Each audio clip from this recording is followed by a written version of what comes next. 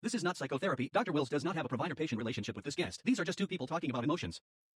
Welcome to Give a F Actually, with your host, Dr. Alex Wills.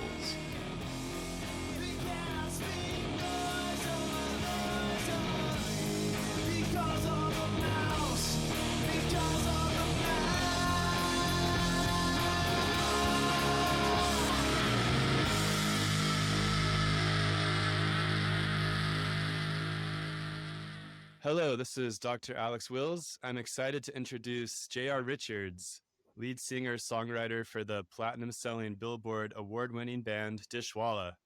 Thanks for being here, J.R. Hey, thanks for having me, Alex. It's great to join you on this, man. I'm excited. Yeah, it's really cool to be able to talk about stuff relating to music, emotions, and life. This podcast, Give a F Actually, gives our guests a chance to go deeper and explore some of their own painful, scary, or difficult emotions, also known as fucks.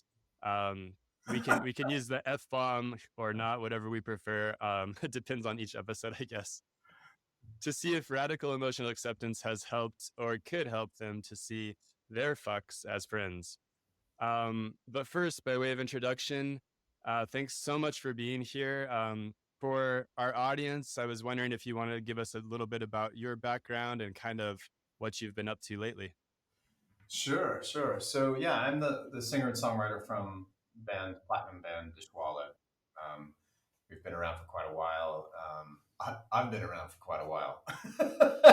So yeah, I mean, think about it. Our first album was, we were signed in the early '90s, and we had a big hit album mid '90s, and did quite a few albums as a band. I think I left the band. We kind of broke up in around 2005 or so, and so I just kept on doing my thing creatively, and I've done 4 or 5 solo albums since then. So I've been really busy. I'm working on my 10th album currently.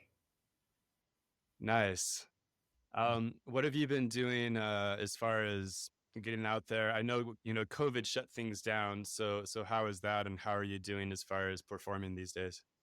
Yeah, well, I've had to be super creative. Like I'm sure so many folks have had to be, when things that the norms have just shut things and the way that we do things down completely. Being an artist, obviously performing live is a big part of it. So COVID shut down all the venues, and they also shut down all the recording studios. So 2 big parts of my life and places that I go were just all of a sudden non-existent. So had to be super creative. I mean, I started performing quite a bit online, live, kind of in this format, as well as started doing private shows, and then took my home studio and added to it in such a way that it's a proper recording studio now. So I can, anything that I might want to do in a large studio, I can do at home. Nice.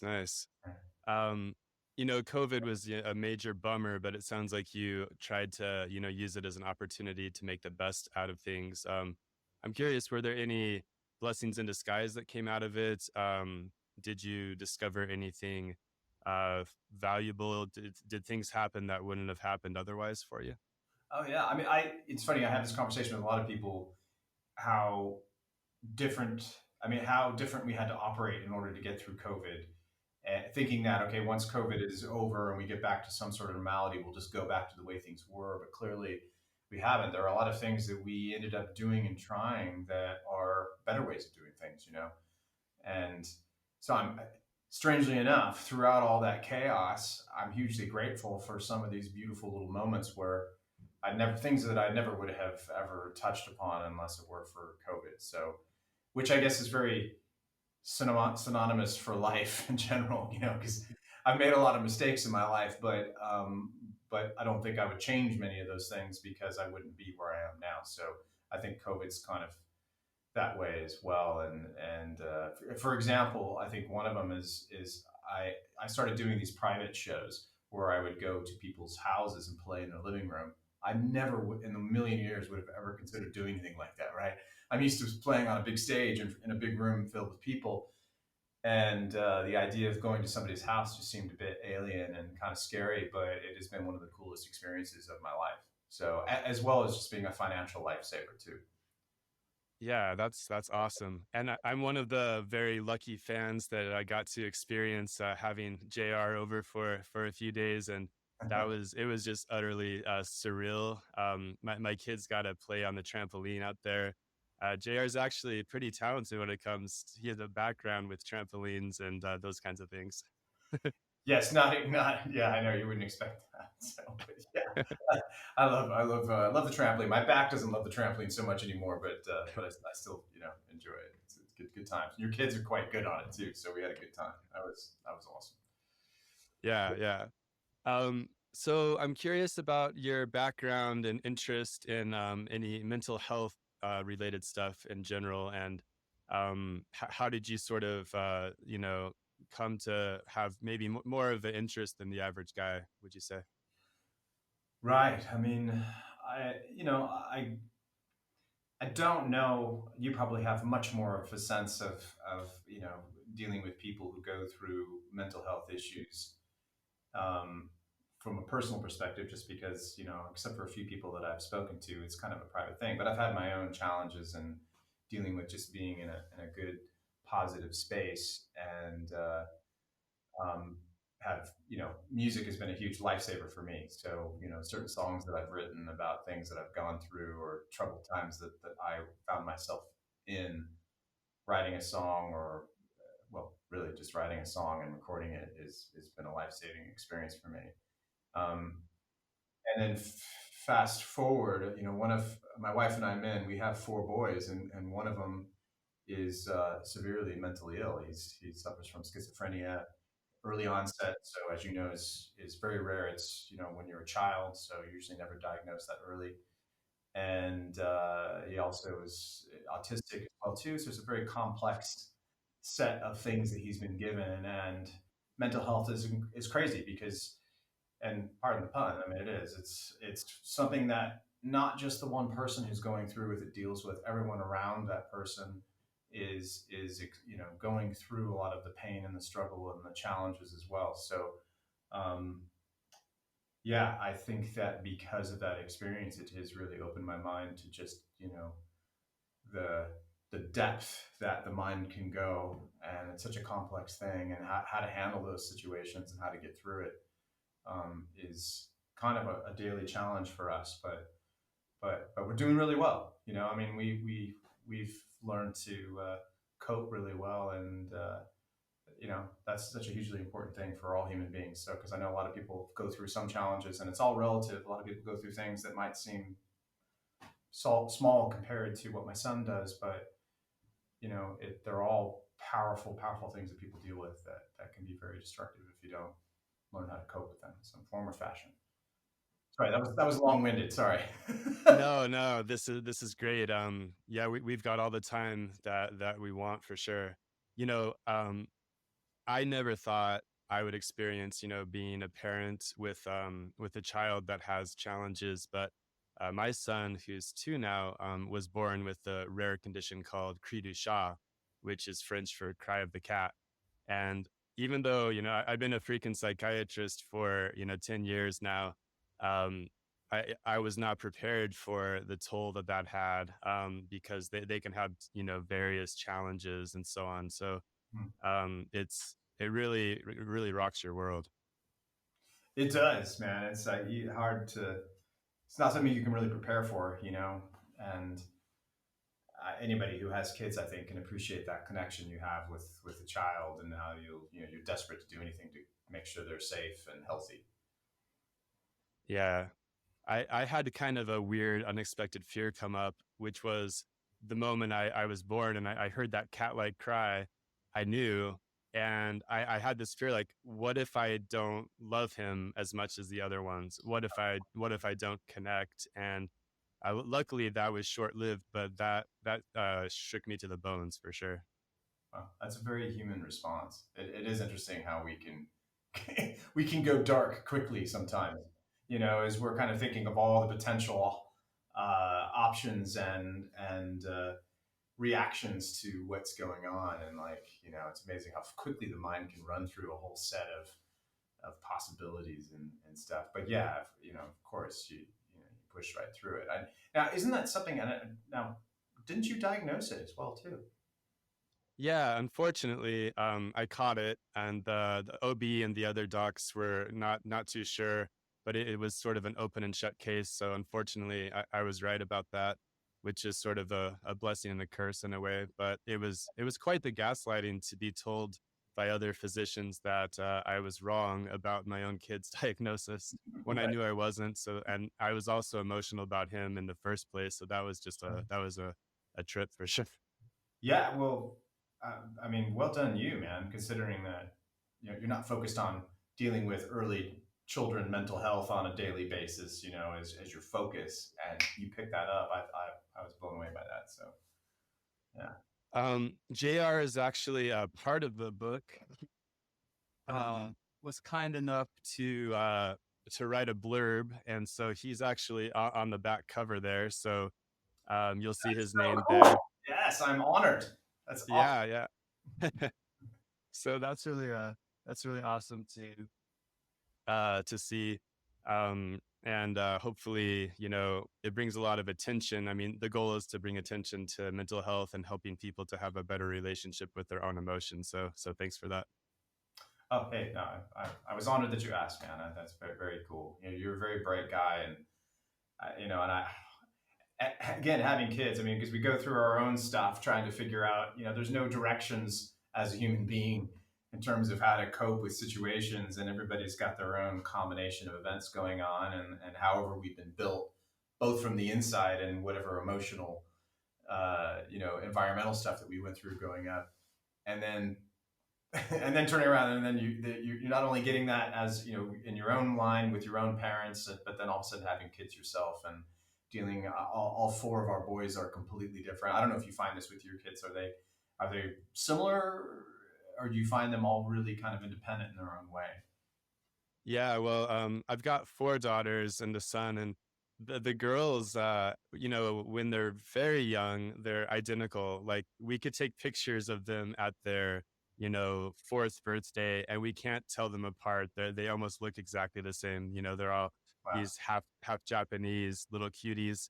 But as they get older, they're day and night different from each other. I find one of the most rewarding parts is they have, very weird idiosyncratic similarities to me in just random ways, and also to their mother. And as they get older, those come out more, which is it's really cool.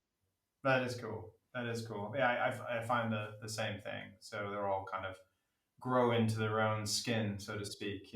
As they because they're obviously coming from the same gene pool, right? And the same parental kind of explanations for how things go. But it is interesting how they do kind of go and really do find their own way of seeing things and hearing things, their own interests. It's cool. And then of course they go through their own things. I mean, because all of my four boys they range from 22 now to 33, so they're adults and all dealing with different stuff. And so it's trying to be a bit of a therapist as a parent and trying to figure out how to help them, guide them through in the best way possible. um, However, I never went to school to help anybody out, so hopefully I'm not doing any more damage than for anything. But yeah, it's crazy being a parent trying to figure out how to help kids, find a good healthy path. And it seems to me too these days with maybe I don't know, maybe I'm wrong, but it does seem with the internet and social media and these things where there's so much going on all the time. It's a little extra challenging too, just trying to, because all of a sudden I'm trying to guide my kids off of some really kind of dangerous social network that they're on, or some kind of group chat that they're doing where it's dodgy, and you're trying to explain to them why it is dodgy. And it's challenging, man, being a parent and trying to keep everybody healthy. Oh, for those of you that don't know, JR is not in the States. Where are you living, JR? What's going on over there? Yes, so I am living in the UK. I'm in England, so I'm in a little village that's just south of Oxford. So we had moved out here. Funny enough, we moved out here because of mental health issues for our one son who was really struggling, and he was suicidal and in real bad shape while we were in the States, and we had found a very forward thinking hospital that happened to be in Oxford. My wife Min is pretty amazing because when he was diagnosed with early onset schizophrenia, she started going to SIRS, which is the Schizophrenia Institute of Researchers, the association that meets every 2 years in Florence, Italy. She started going as a layperson to just try to find out as much as she could, and ended up befriending so many doctors that a few years later because she's a filmmaker, she had done a documentary on our son's life experience up to the age of 12 or 13 at that time, and they asked her to come and present it in Florence in front of all of the doctors and researchers. So that's how we ended up finding about this particular place, and it's amazing with the right care was life changing for him. So it completely saved his life. So he's completely stable right now. He's been doing really, really well, and so yeah, we'll be here indefinitely. Just as long as he's okay. Yeah, that's great. My 10-year-old Amelie, who is fascinated with JR, loves to speak in a British accent half the time. She was my guest number 0, my very first test guest for this podcast, and but she enjoyed practicing the British accent a bit with JR when he was there. That's fun. She probably has been your most entertaining guest, I'm sure. She got comfortable. Yeah, she was fun for sure. That's awesome. Yeah. Yes, indeed. British accent. It's weird. You come to the UK and you realize how many different accents there are within that British accent. Then, of course, you get up in Scotland, and it's a completely different, game up there. So it's pretty cool. But where I live in this little village, I'm the token Yank. I still hear the Californian coming through. Totally, man. So this podcast is a kind of an experiment where we're gonna in real time kind of see if we can explore how these painful and pleasant emotions may be actually kind of a good thing. Was there any examples that you thought of, JR, that you might feel comfortable sharing, or we could kind of go into? And it could be something that is from the past that you've kind of already resolved, or something that's still maybe unresolved, like an emotion you kind of like to get rid of or something like that. Well, I mean, probably a little bit of both. I mean, I think that, for me, I've always been a pretty, healthy, stable person in hindsight, except when I did get signed to a major label, and all of a sudden, from living in a small town in California, in Santa Barbara, to traveling the world and selling millions of albums, and all of a sudden you just find yourself with this tremendous amount of pressure on top of you, because obviously a lot of people have huge expectations for you to keep that going, because there's a lot of money being made. So but the weird thing about writing music, is it's such a, I don't know, it's not like other jobs, maybe, I guess you could say, where the one thing that helps me create a situation where hopefully people are buying music and enjoying it and stuff like that, is such an emotional thing that has to be kind of it doesn't work well under pressure, let me put it that way. So I had at one point, got to a point where I got really, really, really depressed, and was under so much pressure and strain that yeah, I was I was dealing with depression, and never really fully appreciated what it was like to be depressed, and finding myself in a place where it was difficult to get out of, right? That's the problem with depression. I think we all go through days where, we feel a bit down, but, you snap out of it. But to have depression is to be stuck in that down state, is kind of how I looked at it. what I ended up doing in that situation was I kind of ended up writing myself out of that. I ended up writing a song about how I was feeling, and that kind of gave me the leverage to get up and out of it, if that makes sense. So, but that's, it's not an easy thing to do, and it wasn't an easy thing to do at the time. So I think for me, it's always just been, you know, that struggle of being, because what I do is it's very much in the public eye. Every time I put something out, it's like you're putting a piece of yourself out there to be judged. And so I think that, something that I constantly struggle with is being okay with being judged, on a regular basis, and also not worrying so much about the pressure of always having to be, to do something that's going to be successful. You know what I mean? Art is so relative. It's some of the best things I've written, nobody's ever heard. And some I think are okay, millions of people have heard. So, um, but it's been very much a challenge, just learning how to be healthy doing what I do for a living. And because when I was a kid, it was music. You just did it for enjoyment, right? That's was cool. But when it becomes your job, all of a sudden you have to be doing it. You have to be successful at it. Otherwise, you know, everything comes crashing down, and you can't keep the lights on, and et cetera, et cetera. So, I don't know. I mean, I don't know if that's really a very definitive thing, but I just know that I kind of struggle with my job sometimes, and in learning how to enjoy it enough so that, because if I'm enjoying it, then it will be successful. If I worry too much about being successful, then I can't be creative, and therefore I'm not enjoying it. And I'm not, you know what I mean? I don't know. Yeah. So there'll be times where I've gone for years where I really have not been very creative, and just kind of felt like I've been stuck. And then there've been other years, of course, where I've been really busy, and it's just been amazing. So You know that there's that old saying, if you want to ruin someone's hobby or passion, pay them to do it. right, that's so true. It is true.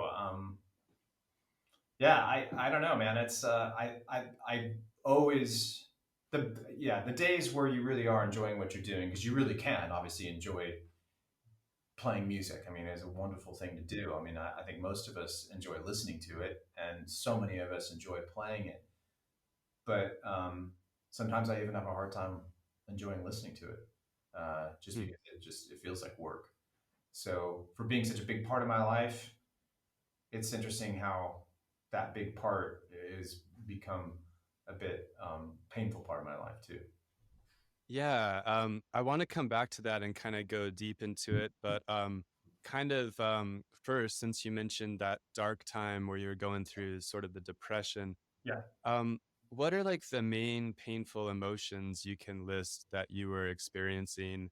Any sad or fearful emotions during that time, just without explaining why? What's kind of on the list of those Yeah. emotions? I think the thing that I remember the most, Alex, is always feeling exhausted. It didn't matter how much I'd slept or what time of the day it was. Hmm. There were moments, and I'd be sitting in the recording studio in the middle of a recording session. All I could think about was wanting to just crawl up and lay down on the floor, and go to sleep, which is crazy, but that's Yeah. how I felt. And there would be some days where I would literally do that in the middle of all the chaos around me, and I'd go right to sleep. Hmm. Yeah, so just kind of like everything's just really shutting down for you. Yeah, I mean, I guess it's just an escape, right? I don't. But it's amazing how all of the energy in my body was just completely gone, and I couldn't seem to snap myself out of it. One of the things that Jim Carrey shared was instead of saying the word depressed, you can say the word deep rest. Sometimes when our life isn't going in the direction or we're just not happy for whatever reason, um, our psyche almost has a way of just kind of shutting things down and like sending us into this deep rest where we just kind of want to just sleep or we just want to, go away or something. Yeah, Oh, well, yeah. I mean, I've experienced that. I know that intimately. You know. Yeah. Um, with this, this issue of kind of this conflict about, loving music so much, being so talented, having success with music, but then also having it as a career. Um, it's what kind of emotions come up when you think about this kind of conflict? Frustration. What other emotions can you name about it? Um, gosh, I mean, there's a lot of self judgment that goes on. Um, I'm trying to think. I think that I mean, one thing that I see with most artists is they really get caught up in the you're only as good as you are in that moment. Like, um, and it's almost like you can never be good enough. Uh, and I see a lot of people live unhealthy lives because they're so focused on always trying to be the best ever and not really enjoy all of the moments that is the, whatever arc that we kind of go through from beginning to end. So yeah, I mean, maybe there's a better word for that. I don't know, but I mean, I know it's like trying not to sit and just judge everything that I do, Hmm. even if there's nobody else making any bad judgment. I'm still focused on potentially being that there's something that I've done is not good enough, or could be better, or is incomplete, or something. You know. Um, Yeah. So when I hear, this idea of judgment, being criticized, uh, the emotion of anxiety, fear kind of comes up. Is Oh, that part of the oh mix yeah. for You know you? what? I mean, fear is probably number one. I mean that's kind of where it seems to me that all of those emotions kind of all kind of land in the fear camp. You know, is really what it comes down to. There's something that you're afraid of. You know, whether it's afraid of dying or it's afraid of everybody hating that new album you just putting out, or comparing it to something you did that was better and this is not as good, or whatever it might be. I mean, I can almost associate, I can probably associate everything that is I find troublesome and worrisome to really just fear, you know. And it is you know, I mean, it's those things like late at night, you know, when you're having trouble sleeping, because that's most of my life is there's always maybe an hour or two in the middle of the night where I start to kind of rattle through those things in my head. What are the things that I'm worried about? You know, what are the things that are stressing me? And, you know, are they worth worrying about? Is there a better way to look at them? I don't know. And it's also trying to make sure that you're not so caught up in all of that that you're not appreciating, you know, the moment that you're having. You know, it's like, you know, my best friend, my wife is sitting right next to me, and I'm too caught up in worrying about stuff that may or may not even ever happen to appreciate the fact that she's sitting next to me, you know. Yeah, and that's so fascinating because, before I ever met you, you're someone that has boatloads of tangible evidence of success, of proving kind of a value that people enjoy and that they like what you do, all of that, Right. and then to know that you're also courageous, fully human, and that you have these emotions that we all have, and you're courageous enough to talk about it. I mean, it's really, I think it's going to mean a lot for folks out there to see that human side exists for all of us, regardless of where we happen to be in life, right? Yeah, I think that's hugely important. I mean, um, I think it's easy. People that are successful, I think sometimes we think of them as being maybe not having the same kind of problems and issues that the rest of us have. But you know, I mean, we're all human. I think maybe to different degrees we might deal with it, but I think we all can, you know, we all go through it to some degree, and so we all have that same kind of understanding. um, yeah, I mean, I know what it's like to be terrified, you know, worried, happy, joyful, sad, depressed, you know. And I'm fine talking about it. I mean, I'm an artist, right? So we're supposed to be super emotional. You know, Right. and the funny thing is, I mean, because some of the songs I write very melancholy songs. You know, I think a lot of people meet me and they expect me to be this very kind of like dark and depressed kind of person. But I think that my way of dealing with a lot of those kind of emotions is to write about them and sing about them, and it gets it out. It's very cathartic in that way. You know, I'm generally a pretty happy guy and kind of silly. You know, I mean, I'm, you know, I don't know, uh, and and not like that. Not like a lot of most of the music I write. So Yeah, yeah. It's like the full emotional gamut. Like there's a place and time for the full spectrum of emotions throughout our lives and throughout our days. yeah, yeah. Um, so I'm curious, with radical emotional acceptance, we're trying to figure out how these unpleasant emotions, I don't think any of us wake up in the morning thinking, hey, I want to have a ton of fear today. I Right. want to experience hours of anxiety and fear, thinking about possible judgment or whatever. So um, how do you think the fear is actually good? Like, what's the purpose of it? How is it maybe trying to help you instead of just being kind of a nuisance for yourself? Well, I mean, it can be a motivator for sure. You know, and I'm sure on a totally primal level, that's probably where it comes from. Sorry if my dogs keep barking or else. It's all good.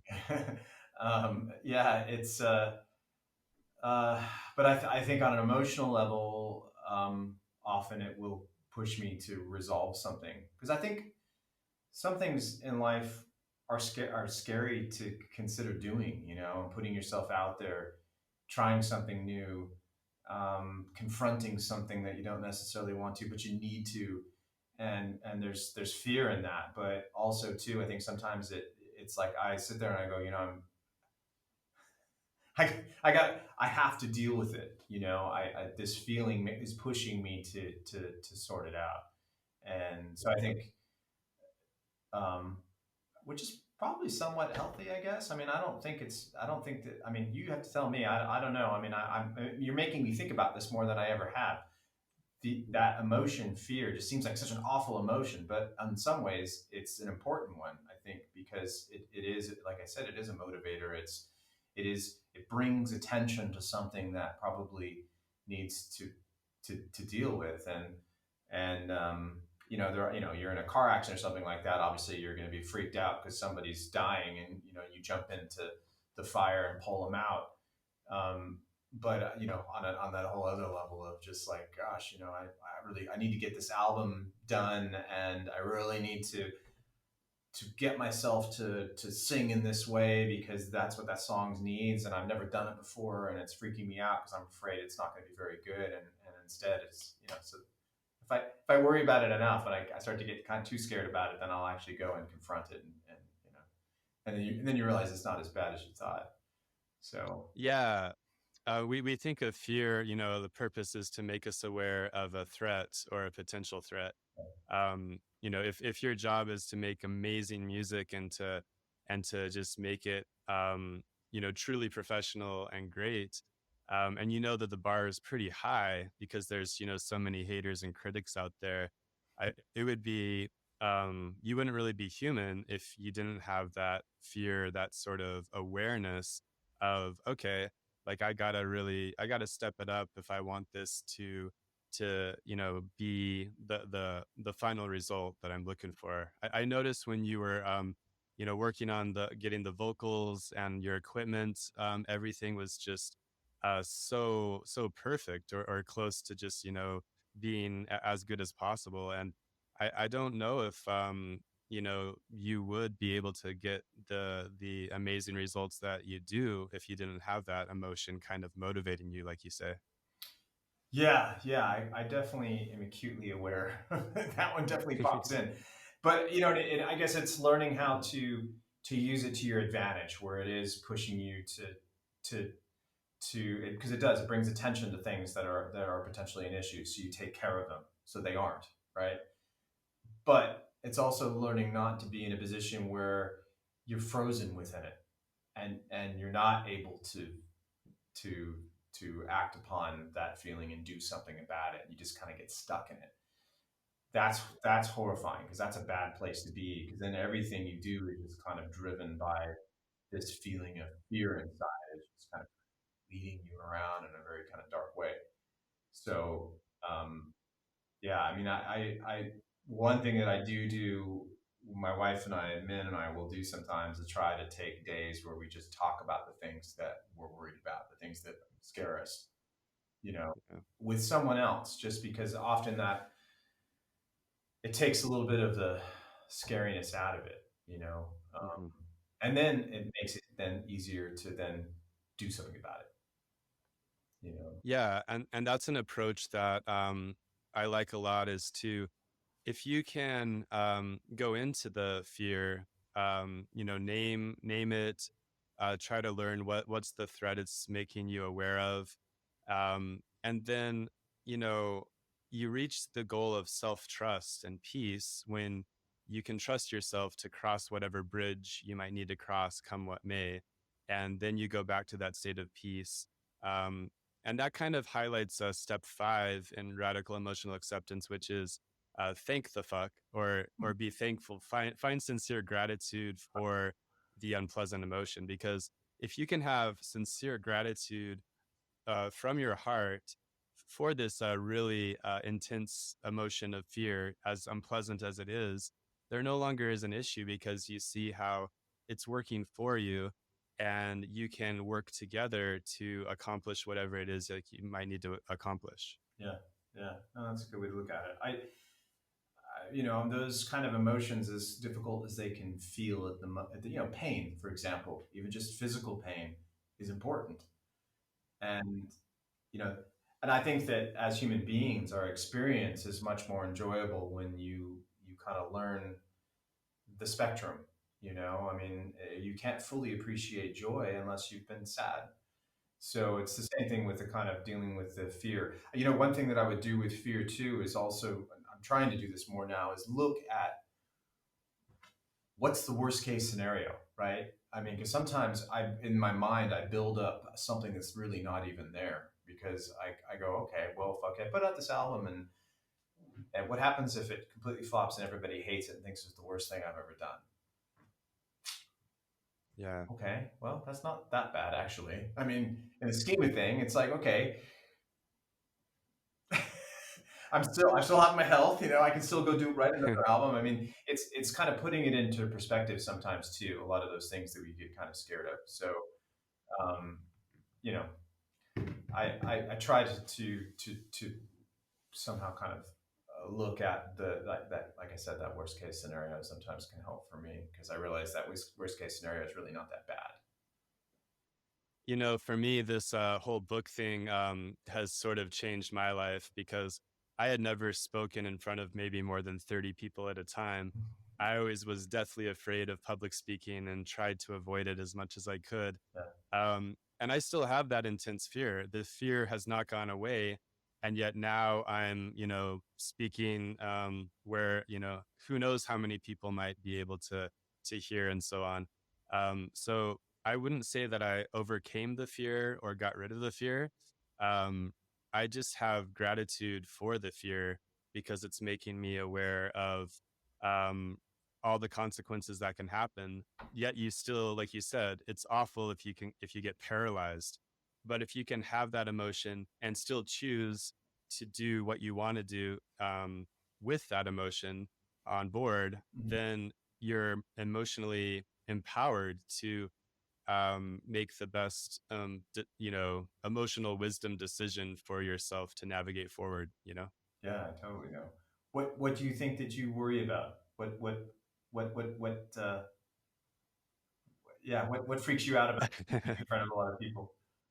Well, and fear of public speaking is kind of, I think it's one of the most common phobias out there. So most people can kind of relate to this. But I think we have this fantasy or this illusion that when we're talking to somebody one on one, that we can like control their perspective of us, that we somehow have this ability to not be judged because we're with that one person, so we can get their body language, Right.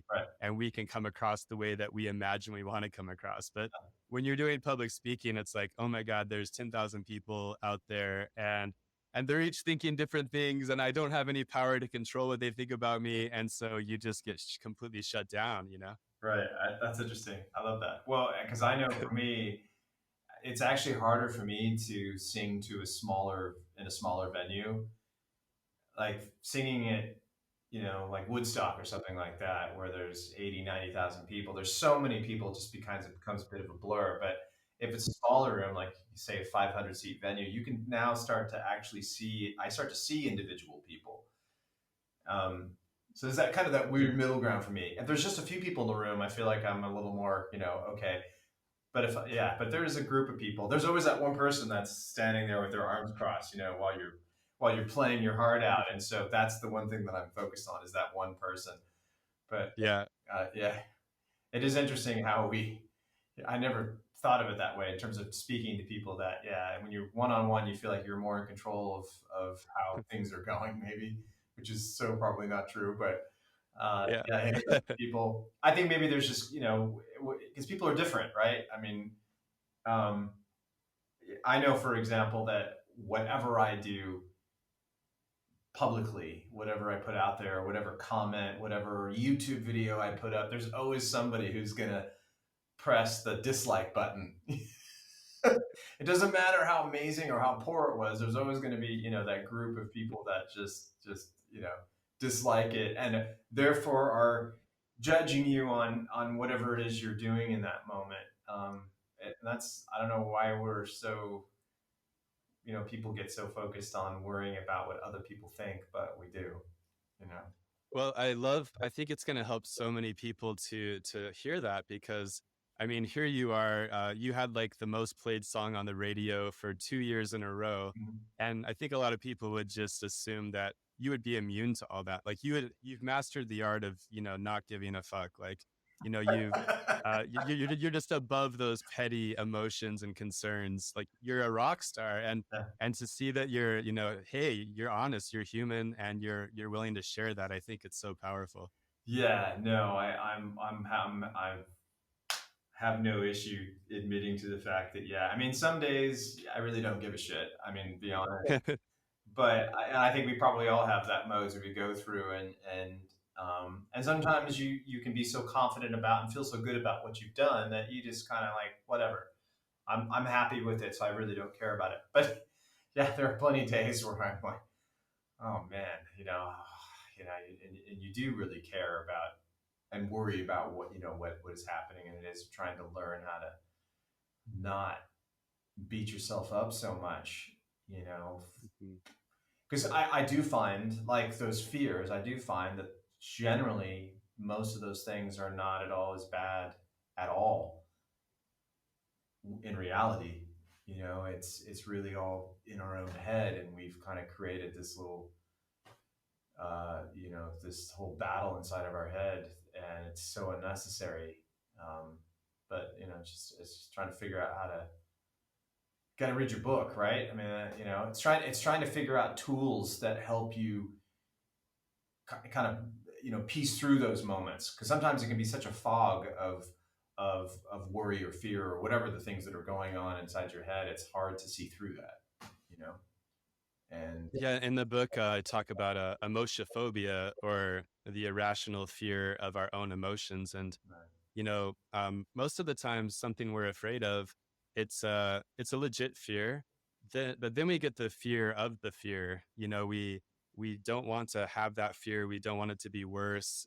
We're afraid of the emotions that might happen if we have a bad outcome, and we have some sadness and disappointment for a couple days. Mhm. We have such incredible fear of that happening that we become a nervous wreck. And so what the real problem is, when we get caught up in our heads trying to not give a fuck when we actually do, then we get locked into this compulsive rumination we're up at night, we can't stop thinking about it because we're trying to control reality. We're trying to control emotions, and that's the root of the problem. Right. Yeah. No, we can't control that stuff. So we can really only control our own reaction to those things, I guess. Right. So a lot of it is, for me, when I do get some sort of control over what's going on, it is trying to break it down. What am I worried about right now? And what does that really mean? Again, like that worst case scenario for me, that's kind of how I look at it. And I go, it's not really not that bad. I mean, I I'll be okay. So it doesn't seem as bad. But like you said, I think it's the, worrying about the worry.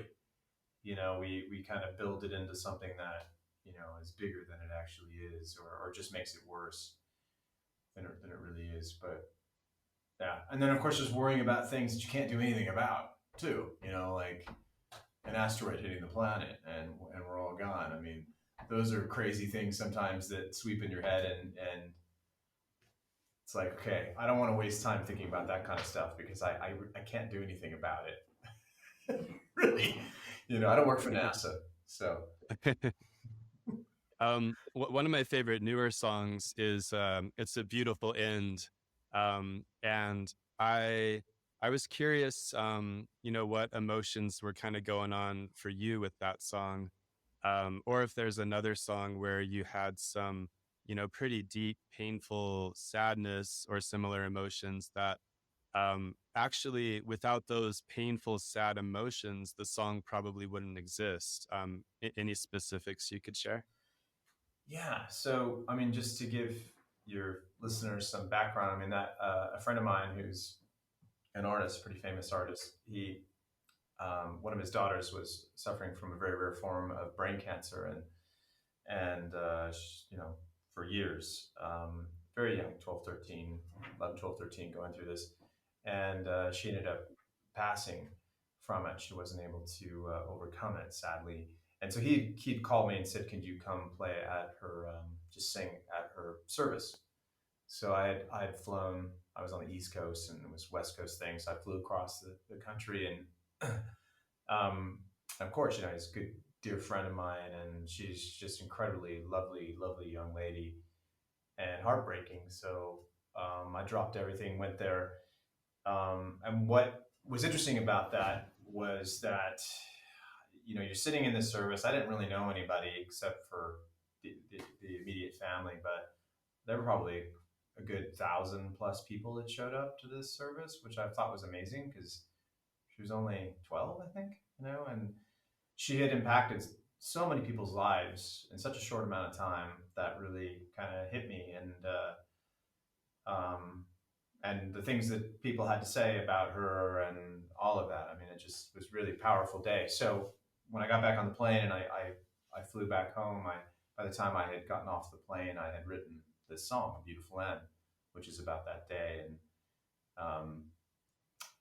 because I was distraught, right? I was sad. So that was kind of my way of kind of coping with it, was to write my way through it. So the song is really just a description of the day's events. And it ended up being, it's a really one of my better songs I've ever written. So yeah, and there's no way it would have ever existed if it weren't for being through that event. So I mean, that's just, it's kind of like COVID. You go through horrible things, but there might be some, there's good moments that come out of it, and it's trying to hang on to those. Yeah. Yeah, that song is just it's so haunting. I mean, I didn't know what it was about. I just listened to it, dozens of times, and it's one of those songs that can just kind of make you cry, and you don't know why, but at the same time it's like it's not dark. It's so beautiful, and it's so full of hope, but it's also, speaking to the reality of sadness and loss and end. So Yeah. yeah, I think the it's amazing to see how the power of those pure painful emotions can sort of be transmuted into such a beautiful expression that touches so many people. Yeah. I mean, I had just, because I had lost my father around that time too. So, like you said, loss, a lot of the thematic stuff especially around then. And then my best friend passed away too, cancer as well. It was like, it's a brutal time. And, uh, that stuff's it's so difficult to deal with. Um, and yeah, so that's just my way. I've wrote quite a few songs that dealing with how I was feeling. And it is interesting because it's a big communicator music. So a lot of people who've, especially A Beautiful End, that song, out of all the ones I've written, that's the one that people play at people's funerals and funeral services, or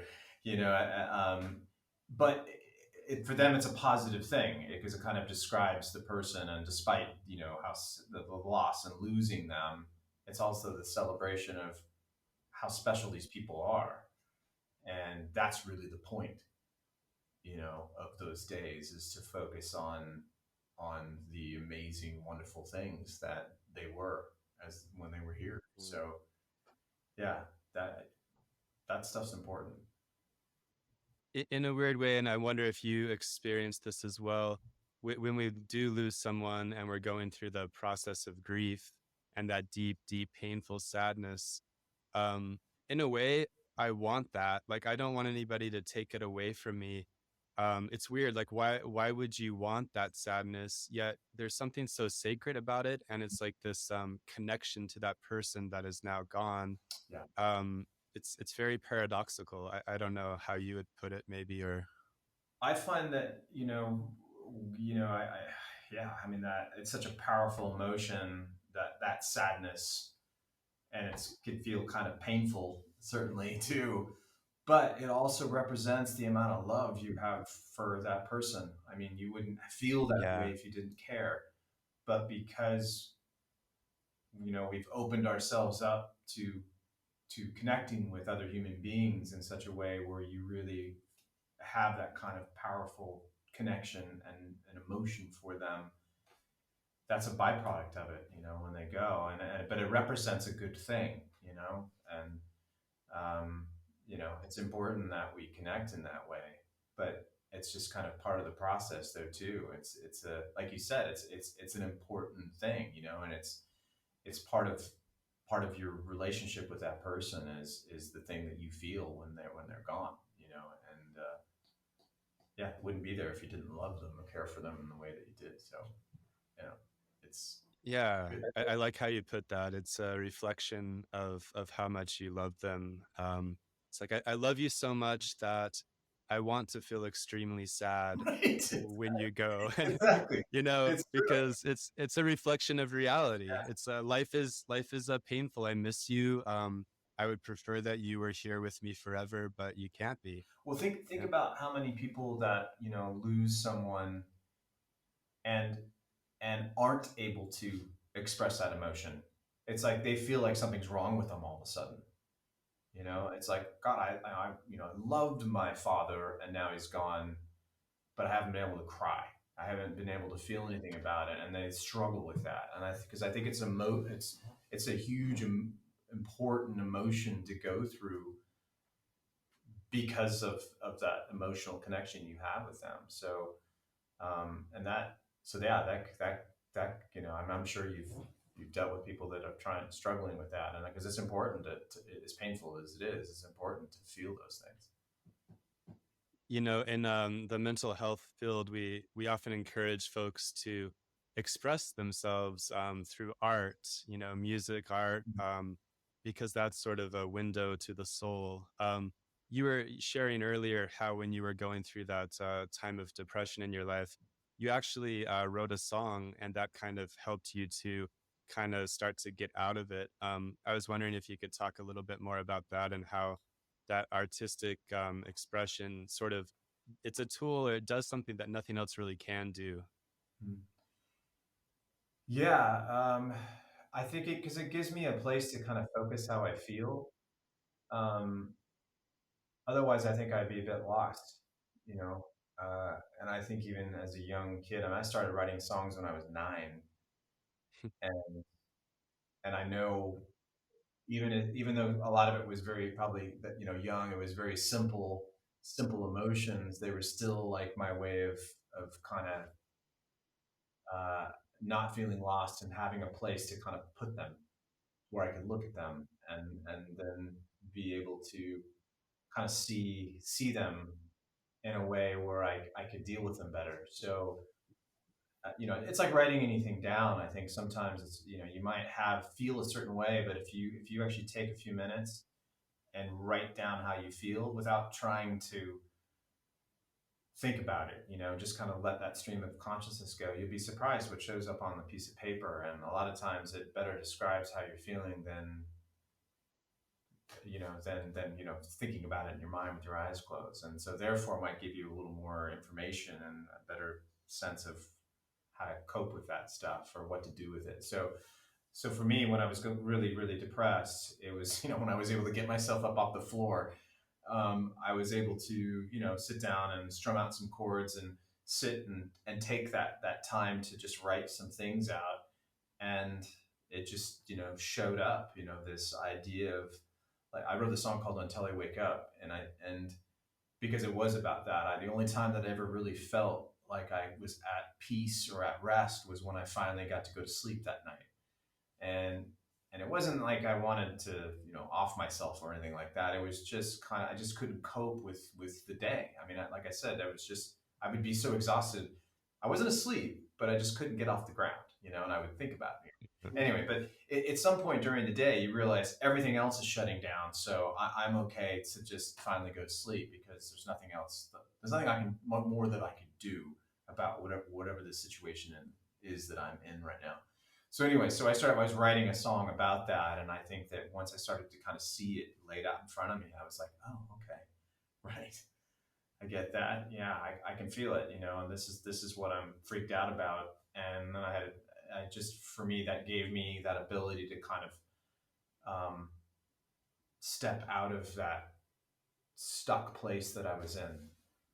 So as I finished the song, all of a sudden I felt, for the first time in a long time, I felt much better about myself. And it still kind of took a while to kind of get me out of it. But that was the beginning of sorting myself, Yeah. And what's really miraculous to me is that with us radical emotional acceptance, step 2 is to name the fuck, or just name the emotion. And although at that moment you hadn't really fixed anything, you hadn't really changed anything, you hadn't sort of come up with like a 5-step plan to pull yourself out, but you simply were able to articulate your emotion or articulate how you felt. And you're saying, like, this is my truth right now. This is my emotional reality right now. And just by doing that um, is healing in itself. And you noticed a big shift at that moment, if I'm understanding. Yeah, yeah. I mean, it was. I mean, because I know for a lot of people, it's we just get stuck in it, that depression, and it's hard to know how to find your way out of it. So yeah, I mean, I was fortunate that having that tool, to sit there and actually write it, and that I had experience doing that. Yeah, it kind of pointed me in the right direction and kind of showed me, a little more clearly, like what I'm doing, what it is that's scaring me, I guess, or freaking me out, or taking all the energy out of me. I don't know. There's a better way to describe it. Because the weird thing about writing songs is often I don't really feel like I'm writing or doing anything. It's more about learning how to just kind of let yourself be accepting of whatever's around you, and that's a bit Star Wars and the Force, but it's in some ways it feels very much that way writing a song, and all of a sudden these things start showing up. And in this case, it ended up helping me out of being depressed. Yeah. Um, I don't know if you would agree, but the analogy came to my mind just now that, if a painter is painting a portrait of someone, and the person that they're painting happens to, be really sad or something. And so the painter captures that facial expression, that demeanor, and then the painting ends up being a masterpiece. Mm. I'm wondering if that's kind of a similar thing. It's like you're taking a snapshot of reality and you're conveying the emotions of that moment in a song. Yeah, yeah, I guess that would be it. It's just having the, yeah, I guess it's just trying to figure out a way to be able to, see it in a way where it realizes itself. Because I think that a lot of times, whenever I try to write a song, it's usually doesn't happen at all, or it's such a bad song or such a poor song that and it's just like I kind of get in I get in my own way, so to speak. But yeah, I don't know how, because I've written a lot of songs and a lot of them have been pretty awful, but a lot of them have been, I think, really good songs, and usually the better ones are the ones where I go, I don't really know, I couldn't quite tell you exactly what happened. It just kind of showed up. So, and I don't know, with painters and things like that, the way they were able to capture some of those things and just be able to see so much so much emotion, and it's still, I mean, at least my medium, it goes over time and it evolves and changes, and it's like if I had just one note that I had to make it happen with, it's no way. Yeah, I was going through kind of a funk a couple years back, and um, nothing was really helping me. And I read The Catcher in the Rye, and I don't know why to this day, but I just really I started to feel better, and I started to do some creative writing in that genre myself, just kind of some personal journaling stuff, Mm. and nothing had really changed except somehow I felt I felt understood, or I felt like I had a clear sense of what my painful emotions were at the moment. And to me, it's still like I love this stuff because emotions are so kind of mysterious and miraculous. And um, I haven't met anybody that really understands the depths of what they're all about, but they are very powerful. And I mean, it's pretty much one of the most important things that, defines our human existence and value in life. So anyway. You're absolutely right. I mean, it's learning how to, we say control our emotions, but it's, um, I don't know, it's just learning how to live with them in a kind of a healthy way, because all the good, the bad, all of them are important. But I think that, yeah, I think having a better sense of what is going on, so I feel bad. Okay, why? What exactly is bad? What, you know, because it can just be just a feeling and just feel like a feeling and don't really know what else it is beyond that. And so for me, I do the journaling thing just because I'm writing lyrics. So uh, that kind of naturally happens for me as well, because I think there's a lot of, you know, good stuff that comes out in a healthy way just by nature of trying to write a song, because I'm really trying to just get out of whatever's banging around in my head onto a piece of paper, because that stuff tends to be better lyrics because it's very sincere. If you're trying to write a love song or something like that, it you know it ends up being a bit trite and not that interesting. But um, if you're thinking about something that you love or care about and you try to describe that and the way it makes you feel, then all of a sudden that is becomes something that's very like a sincere love song or whatever it might be, love of yours. So anyway, but yeah, I think that writing those things down, I know that for a lot of people it's probably a horrific thing to think of actually spending my time writing. My kids don't write anymore; they tap, but you can do that too. But I think that uh, I have journals just filled with so much, just whatever. And I go back. What I do is I go back later and I read through it, and with a highlighter, and I pull out little moments and pieces and phrases or thoughts that are like surprising. Sometimes I go, "Wow, I don't even remember ever thinking that." But what a fantastic way to describe how I saw something or felt something, and that Uh, that can often make a great song. awesome. Well, this has been sort of a, odd experiment. Usually we want to talk about happy things and exciting things and positive things, but today we talked about fear and sadness. What has this been like for you today to kind of experiment with this?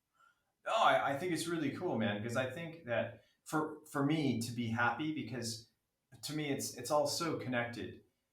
Because if I feel down or I feel sad or whatever those things are, it's in order to be happy, it's understanding what those kind of darker emotions are in order to appreciate the good ones. So, um, I don't know. I mean, I find it very uh, cathartic in that way, or yeah. I mean, I don't know.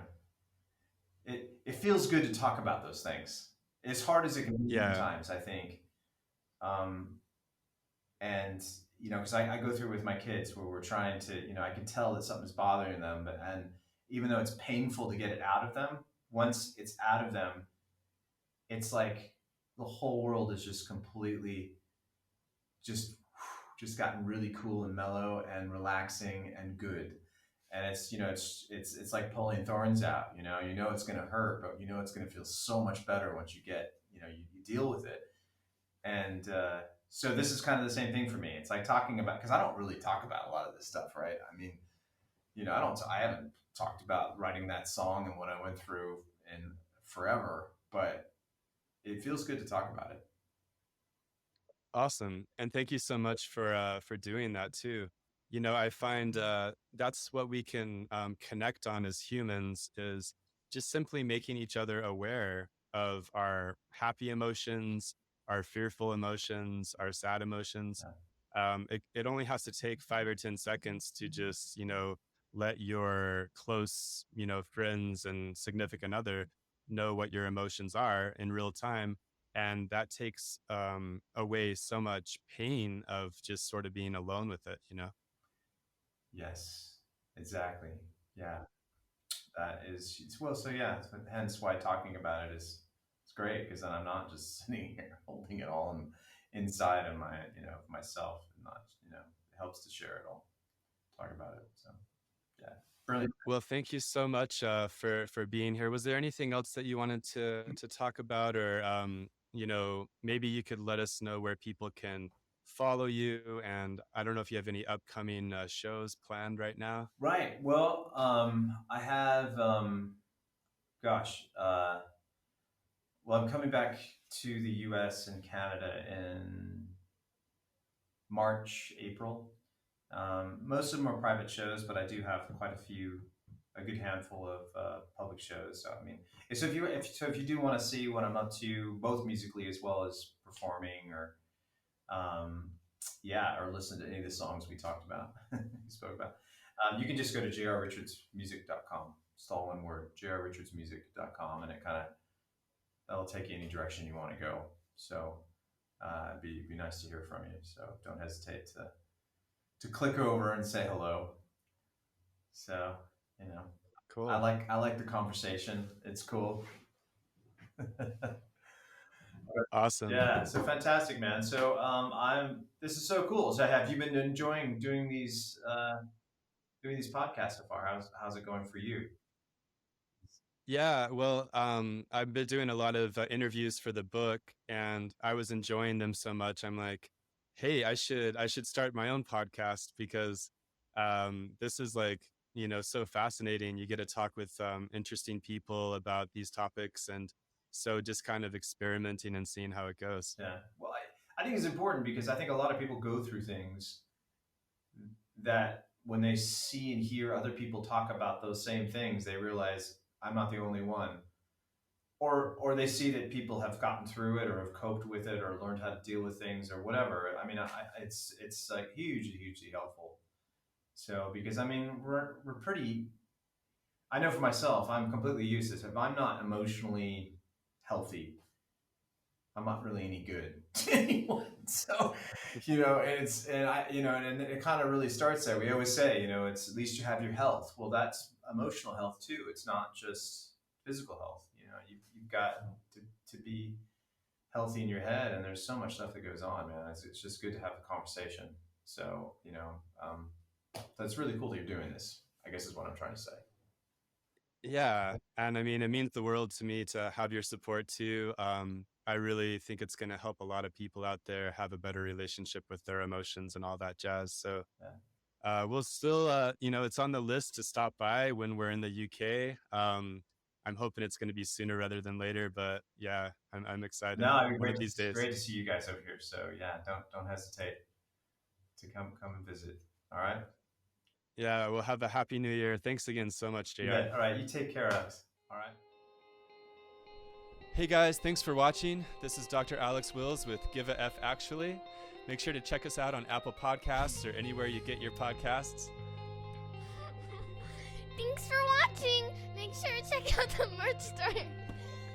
RadicalEmotionalAcceptance.com. Bye. Bye.